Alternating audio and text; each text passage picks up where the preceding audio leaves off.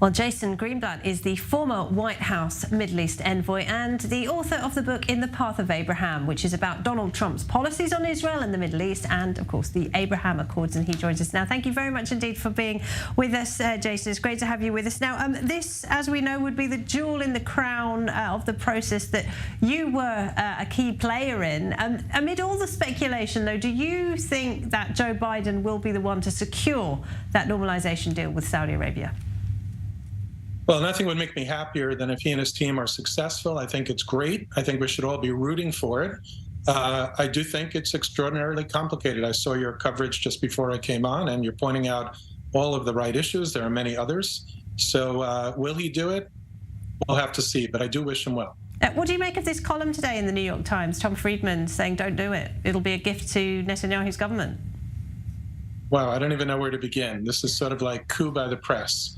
I don't think it's no secret that I strongly disagree with Tom, but let me hit some of the highlights. First of all, suggesting that the Crown Prince of Saudi Arabia and even President Biden would be useful idiots to Prime Minister Benjamin Netanyahu. Forget the disrespect and the tone. I could assure you, I know the Crown Prince, Mohammed bin Salman, very, very well. He's nobody's useful idiot. He knows exactly what he's doing.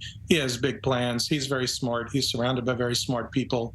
For Tom to suggest that as talented and skilled as a leader and a diplomat and politician as Bibi Netanyahu is, MBS is quite a person to negotiate with. So that's point number one. Point number two, he's basically rooting against peace, right? He's saying, don't do this. Let me try to give you ways to undermine the elected Israeli government. You know, we may disagree with what Prime Minister Netanyahu and his coalition are doing. There are lots of things we could talk about, but who is he to say how Israel's government, how Israel's country should be ruled? And to hold up peace for that, well, that's a big mistake. And the last main point I want to address is the Palestinians.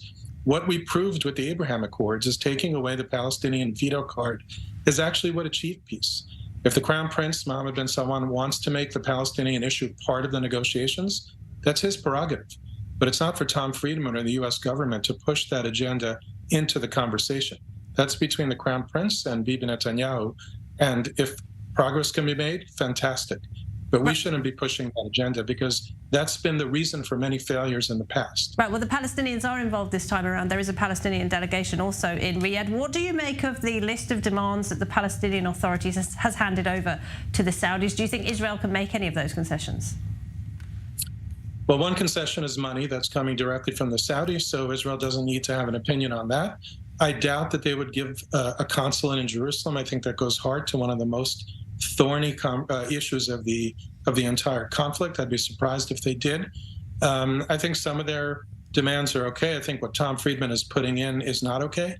Going back to that tired phrase, two-state solution, which means so many things to different people and really means absolutely nothing when you think about it, I think is a mistake. I think that the Palestinians and the Saudis will work together. I think the Palestinians recognize their misstep in attacking the Abraham Accords and attacking the United Arab Emirates, which has been so generous with them. And I think that they will speak the same language and understand what can be done and may not be done. But it is a challenging issue for the Israeli government. You've just spoken about what you know about the Crown Prince of Saudi Arabia, Mohammed bin Salman. Given what you know about the Israeli Prime Minister, Benjamin Netanyahu, do you think he would be willing to let his current government fall and lose power if it meant normalization with Saudi Arabia? I don't think so. I think that would be tough for him to do, and I think that it's unnecessary. I think that with the right approach, with the right hand-holding, with the right kinds of discussions, staying away from the politics and trying to do what's best for Israel, what's best for the Saudis, what's best for the U.S., and frankly, what's good for the Palestinians, there should be a way to thread that needle. If at the end of the day, President Biden can't deliver to the Saudis what he wants out of America, that's on us, and it's understandable. It's very challenging. I think if the Saudis demand too much for the Palestinians, it's going to be correct for Prime Minister Netanyahu to step aside. And if the Crown Prince can't get what he thinks he wants from Israel for the Palestinians, or frankly from the United States, then he'd be right to step aside from the negotiations as well.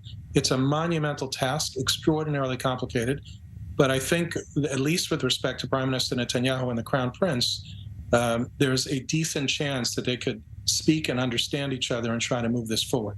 On the U.S. side, it's extremely complicated. We're about to enter into probably one of the most complicated and conflicted election cycles, and I think that's going to detract and distract from the Biden administration, though, again, I really wish them well. Jason Greenblatt, a pleasure to talk to you. Thank you very much. A reminder, Jason is the author of In the Path of Abraham. You can get hold of his book. Great to talk to you once again. Thank you very much. Thank you. Bye-bye.